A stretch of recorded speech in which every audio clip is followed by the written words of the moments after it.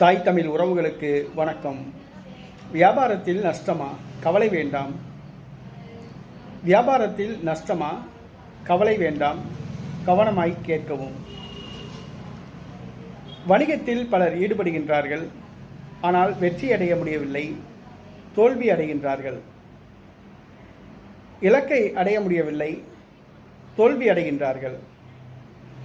வணிகத்தில் ஈடுபட்டு வெற்றியடைந்து மிகப்பெரிய தொழிலதிபர் ஆகலாம் என்று கனவுகளோடு தொழிலை ஆரம்பிக்கின்றார்கள். ஆனால் தோல்வி அடைந்து வாழ்க்கையின் விரக்திக்கே சென்று விடுகிறார்கள். மிகப்பெரிய தொழிலதிபர்கள் கூட இந்த வாழ்க்கையின் விரக்திக்கே சென்ற வரலாறு உண்டு. கொரோனா காலகட்டத்தில் ஜாய் ஆலுகாஸ் நிறுவனர்களில் ஒருவர் வியாபாரத்தில் நஷ்டமடைந்து துபாயில் தற்கொலை செய்து கொண்டார். மேலும் பல தொழிலதிபர்கள் நஷ்டமடைந்து தற்கொலை செய்து கொண்டார்கள். வணிகத்தில் நஷ்டமா? கவலை வேண்டாம். தாங்கள் வணிகம் செய்கின்றீர்கள். இந்த வணிகம் எதை நோக்கி சென்று கொண்டிருக்கிற ஒரு வணிகத்தில் ஈடுபட்டுள்ளீர்கள்? லாபத்தை நோக்கி சென்று கொண்டிருக்கிற ஒரு வியாபாரத்தில் ஈடுபட்டுள்ளீர்களா? நஷ்டத்தை நோக்கி சென்று கொண்டிருக்கிற ஒரு தொழிலில் ஈடுபட்டுள்ளீர்களா? ஒரு தொழில் லாபமடையும் என்று தெரிந்து நீங்கள் தொழில் செய்கிறீர்களா? அல்லது நஷ்டமடையும் சென்று கொண்டிருக்கிற பாதையில் உள்ள ஒரு தொழிலை தேர்வு செய்துள்ளீர்களா? சிந்தித்து பார்க்கவும்.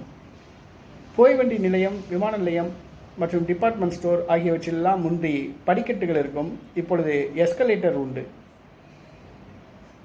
எஸ்கலேட்டர் என்று சொல்வார்கள். எஸ்கலேட்டர் என்று சொன்னால் மின்சாரத்தால் இயக்கப்படுகிற படிக்கட்டுகள். ஒரு படிக்கட்டு மேல் நோக்கி சென்று கொண்டிருக்கும். மேலே செல்பவர்கள் அதில் பயணம் செய்வார்கள். ஒரு படிக்கட்டு கீழ் நோக்கி சென்று கொண்டிருக்கும். மாடியிலிருந்து கீழே வருபவர்கள் கீழே பயணம் செய்வார்கள். நீங்கள் வாழ்க்கையில் மேல் நோக்கி செல்ல வேண்டும் என்று சொன்னால் அந்த மேலே சென்று கொண்டிருக்கிற அந்த படிக்கட்டில் பயணிக்க வேண்டும். ஆனால் கீழ் நோக்கி இறங்கிக் கொண்டிருக்கிற படிக்கட்டில் ஏறி நின்று கொண்டு பயணம் செல்லக்கூடாது.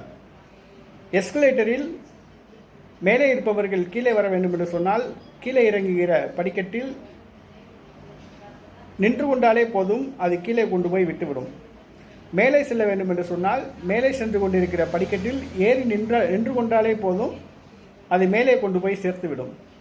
கீழ் நோக்கி இறங்கி கொண்டிருக்கிற ஒரு படிக்கட்டில் ஏறிக்கொண்டு நீங்கள் மேலே செல்ல வேண்டும் என்று காலை தூக்கி வைத்து அடிமேல் அடியெடுத்து வைத்தாலும் கூட அந்த படிக்கட்டு கீழ் நோக்கி வந்து கொண்டிருப்பதால் உங்களை திருப்பி கீழே கொண்டு வந்துதான் விடும்.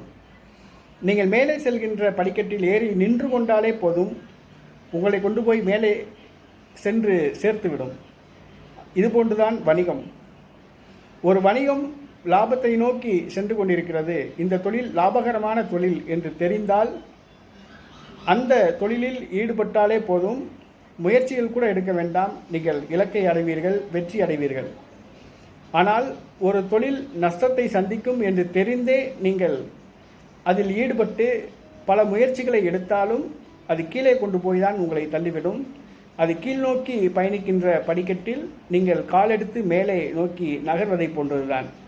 ஆகவே நீங்கள் மேலே சென்று கொண்டிருக்கிற படிக்கட்டில் பயணிக்கிறீர்களா, கீழே சென்று கொண்டிருக்கிற படிக்கட்டில் பயணிக்கிறீர்களா என்பதை நீங்களே முடிவு செய்து கொள்ளுங்கள்.